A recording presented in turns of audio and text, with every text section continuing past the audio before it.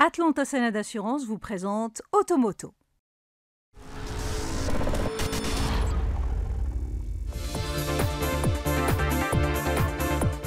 Bonjour à toutes et à tous et bienvenue dans ce nouvel épisode d'Automoto. Au sommaire de cette émission, nous découvrirons l'Alfa Romeo Tonale qui reçoit un nouveau bloc diesel aussi sobre que performant. C'est la nouveauté de la semaine. Ensuite, à l'occasion de la Journée nationale de la sécurité routière, nous donnerons la parole à Bennassel Boulajoul, directeur de la NARSA, qui dressera le bilan de la lutte contre la sinistralité ainsi que les progrès réalisés en matière de digitalisation. Allez, c'est parti avec l'Alfa Romeo Tonale.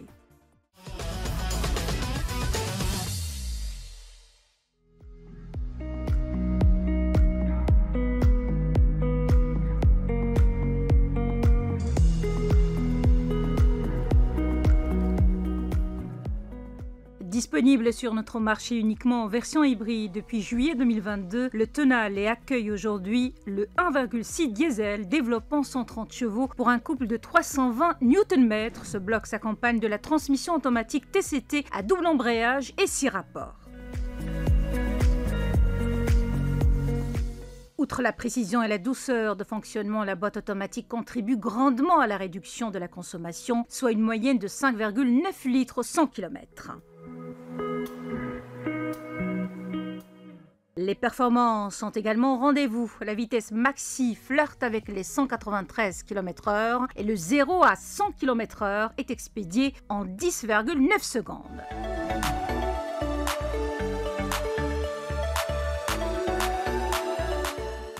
On arrive avec le diesel sur un marché très compétitif du CSUV Premium.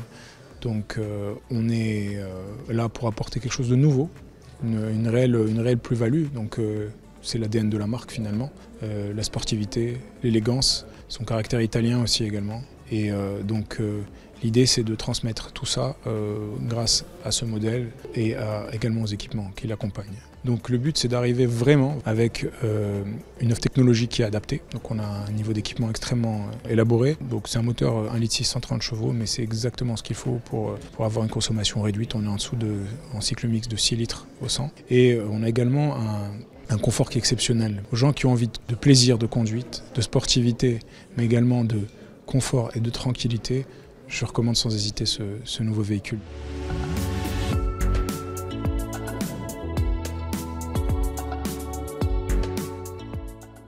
Doté d'un porte-à-faux réduit, le Tonale fait preuve d'agilité et d'efficacité en zone urbaine, tout comme il se distingue par son excellente agilité sur route escarpée, ce qui renforce doublement sa vocation de véhicule familial, efficace aussi bien pour les trajets quotidiens que pour pratiquer les loisirs. Pour le reste, rien ne change. Son design séduisant et son physique athlétique ne passent pas inaperçus. Démonstration avec les jantes spécifiques 18 pouces qui laissent entrevoir les étriers rouges d'origine Brembo. Doté de 4 pistons, ces derniers pincent des disques avant autoventilés, ce qui augmente l'efficacité du freinage et en dit long sur les prétentions sportives du Tonale. À bord, on retrouve une interface numérique dernier cri pouvant être associée avec Apple CarPlay et Android Auto, ainsi que plein de petits gadgets à l'instar du chargeur de smartphone par induction ou encore une multiplicité de prises USB type A et C.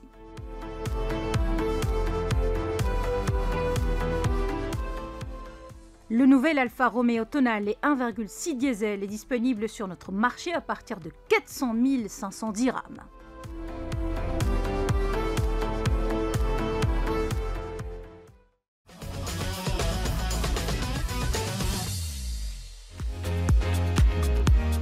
À l'occasion de la Journée nationale de la sécurité routière, célébrée le 18 février de chaque année, l'Agence nationale de la sécurité routière NARSA a présenté plusieurs indicateurs au titre de l'année 2022.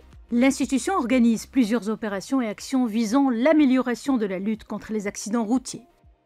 Effectivement, le nombre de tués il est en baisse et en 2022, on a réalisé une baisse pratiquement de plus de 10%. C'est important, c'est encourageant, mais ce n'est pas suffisant par rapport à nos objectifs stratégiques. Et dans ce cadre, on a identifié en quelque sorte où est-ce qu'on a problème aujourd'hui. Malheureusement, quand on analyse la sinistralité et l'accidentalité au niveau de notre pays, on remarque que nous avons une catégorie qui se distingue de manière très nette. C'est les usagers de 2 et 3 roues motorisées. Et malheureusement, cette catégorie d'usagers de la route, pratiquement, elle a gagné 17 points durant les 7-8 dernières années. Et du coup, donc, nous avons établi tout un programme pour essayer de maîtriser tout d'abord la situation et ramener la situation à une situation plus ou moins normale. Le digital est parmi les chantiers structurants sur lesquels table Narsa pour améliorer ses services afin d'assurer plus d'efficacité et de proximité avec les usagers. Plusieurs programmes de développement sont lancés dans la perspective d'initier une dématérialisation quasi totale des prestations. Le levier de la digitalisation, il est important, il est même nécessaire et c'est une obligation. Donc c'est pour ça que dès la création de la Narsa, on s'est lancé dans ce grand chantier de digitalisation pratiquement de tous nos services, dans l'objectif d'être une organisation 100% digitale. Et à date d'aujourd'hui, nous avons pratiquement 8 voire 10 plateformes qui assurent un certain nombre de services pour les citoyens, que ce soit pour la partie permis de conduire, la partie carte grise, la partie contrôle, et même une plateforme interactive pour répondre aux doléances donc des citoyens, ce qu'on appelle Ask Narsa. Donc c'est une plateforme qui permet aux citoyens de poser un certain nombre de questions et ils vont recevoir des réponses justement via cette plateforme.